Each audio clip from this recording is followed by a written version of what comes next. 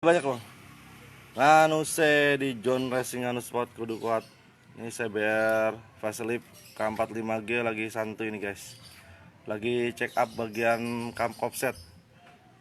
Ini dari baru belum pernah dibongkar bagian sininya. Dan KM-nya itu udah 30.000 lebih. Jadi ini udah melewati maksimal kekuatan kawetan ini. Dia biasa check up itu di KM 20.000, 15.000. Nah ini udah di atas 20.000.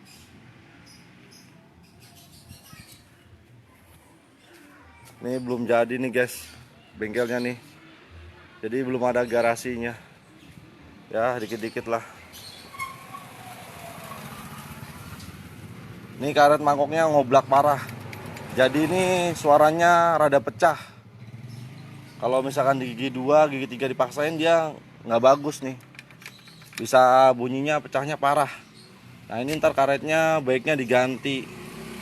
Biar gear primer sekundernya ini nggak mudah tipis. Dan balancer racingnya ini jadinya nggak speleng. Nah ini balancer racing banyak kejadian kalau di motor-motor lokal ini bisa speleng nih. Karena di balancer ini ada karetnya di dalam sama pernya. Jadi biasanya yang kalah itu karetnya getas, jadi pecah dia. Akhirnya ini ambrol balancernya. Kalau di sini sih karetnya jarang pecah, palingnya cuma kaku. Kalau udah kaku ya seperti ini nih, keras, dipencet juga nggak bisa meleot. Karena kalau karet masih baru ditekan gini aja bisa lentur dia.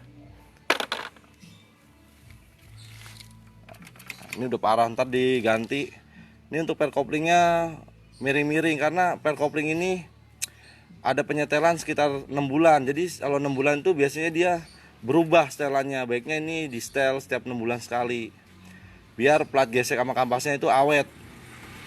Jadi persisi kemakannya ngeplaknya dia. Nah ini karena kelar stutnya udah oblak parah. Jadi ini rumahnya udah lumayan kemakan tuh, udah ada tipis. Nah ini untuk kelaharnya nih udah ngoblak.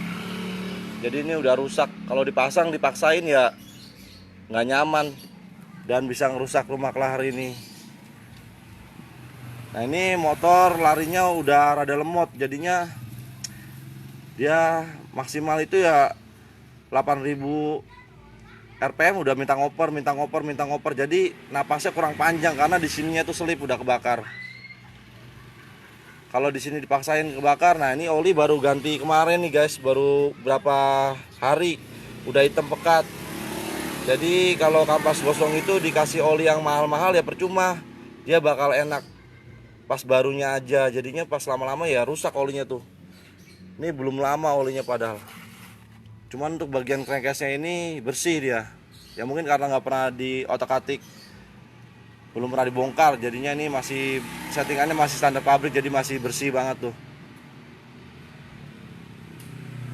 Dan ini misalkan kalau di tenaganya ini selip, ya dia istilahnya mau dikasih knalpot yang mahal, oli yang mahal, ECU yang mahal, tetap nggak bisa lari motor karena tenaga mesin itu di kampas koplingnya. Dan cara kerja dia ya sama kayak disc brake ini nih. Jadi kampasnya diem, ini juga kampas koplingnya ini diem. Yang muter platnya di dalam ada 4 plat geseknya. Dan kalau di luar ini disc brake-nya ini platnya cuma 1. Jadi yang muter ya sama kayak ini. Jadi kalau kampas remnya habis nih yang kegerus disc brake-nya, platnya. Tuh, kayak gini tuh nggak rata kegerusnya. Dan remnya juga kurang nyengkram, kurang pakem. Jadi rada ngeblong. Nah, ini kalau udah rada ngeblong ya baiknya ini diganti biar ini aman, nggak rusak. Sama kayak kampas kopling juga kalau udah kemakan dia nyengkramnya kurang, jadinya tenaganya itu lemot. Kadang dundutan, susah netral, tapi ini kebetulan ini kalau ini masih gampang netralnya. Nah, cuma tenaganya lemot gitu. Jadi ini baiknya ya diganti biar mesinnya itu nggak capek. Kalau dia capek kan resikonya bisa ke balancer, bisa ke stang seher, bisa ke tensioner, keteng. Jadinya dia bunyi kletek-kletek atau klotok-klotok lah. Nah itu resikonya ke situ karena tenaga mesinnya di sini tuh lemah. Jadi mesin cepat panas. Kalau mesin cepat panas kan bahaya juga ya kan. Nah ini contohnya nih jarang ganti coolant, akhirnya seal mechanical juga jebol. Jadi seal mechanicalnya tuh udah kebakar, akhirnya oli keluar dari pembuangan hawanya nih. Misalkan telat ganjil mekanikal, yang kemakan ini asnya, karena dia muter kenceng ngikutin putaran mesin. Jadi ini resikonya kalau telat ganti seal mekanikal ya AC ikut baret, ikut rusak. Nah ini bongkarnya juga harus pakai kunci sok, nggak boleh dipahat ya guys. Nah seperti ini nih.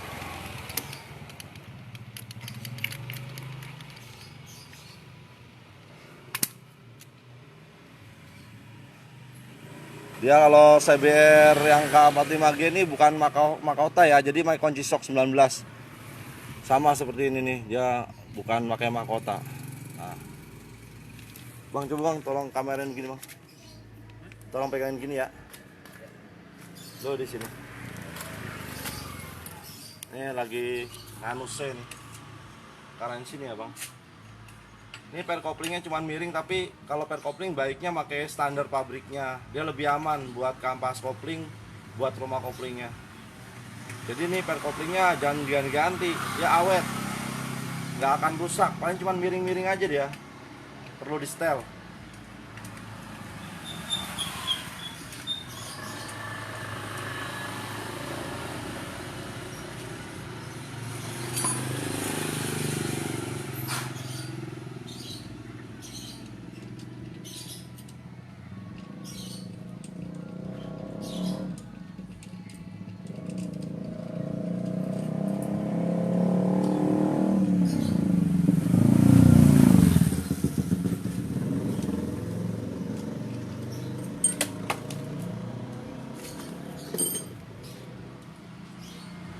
Ini pernya masih bagus, jadi nggak usah ditambah-tambahin lebih panjang, nggak usah ya, begini aja udah mantep lah standarnya.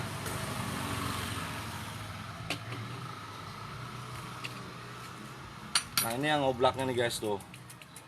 Nah ini untuk bor jalur olinya dari pabrikannya udah bagus, udah banyak tuh lubang-lubangnya, jadi ini nggak perlu dibor.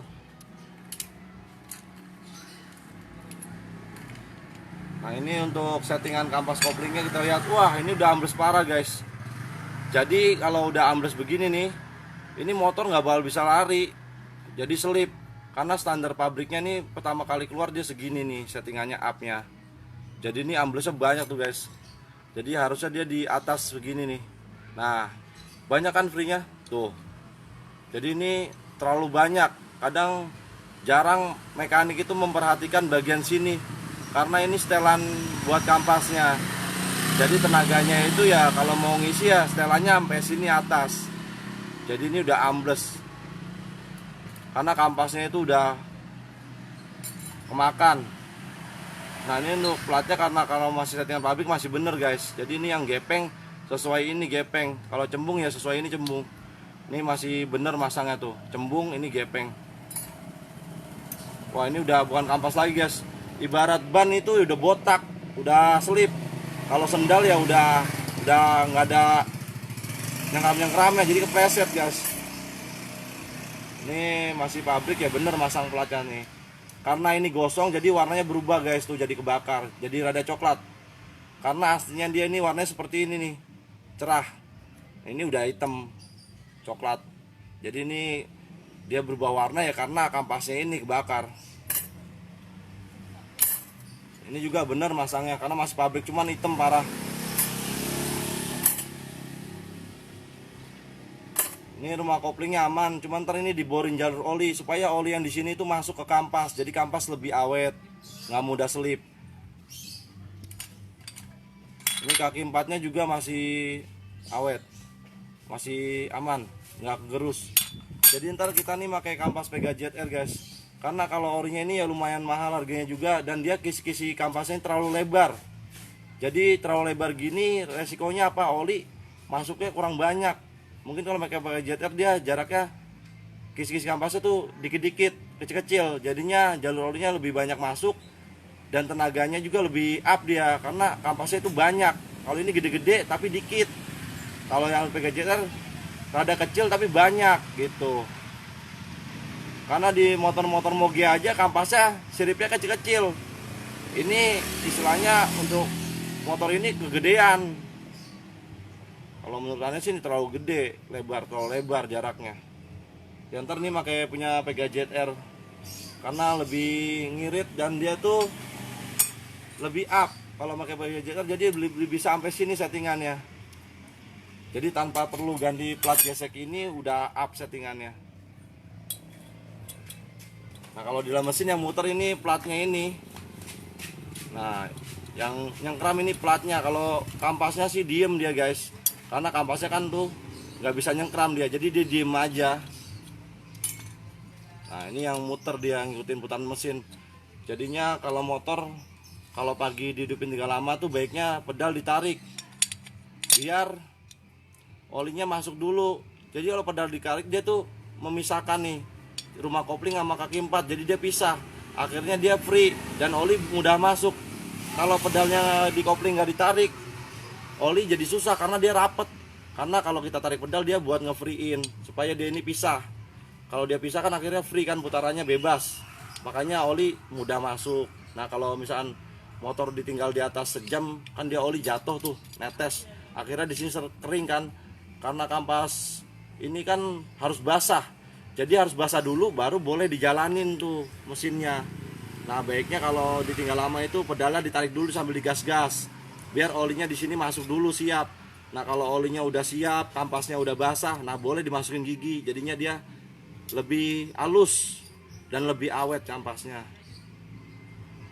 Jadi ya fungsinya ya seperti itu guys. Kalau misalnya ditarik pedal supaya misahin jarak ini nih kaki 4 sama rumah koplingnya, supaya dia free kampasnya. Dan cara kerjanya ya ini yang berat nih, yang buat nonjok stutnya sama per kopling sama kaki 4-nya ini nih. Makanya nih kalau ngoblak baiknya diganti. Udah gitu aja guys, semoga bermanfaat. Ini udah tinggal bersihin sama pasang spare partnya nih. Semoga kembali ke jalan yang lurus.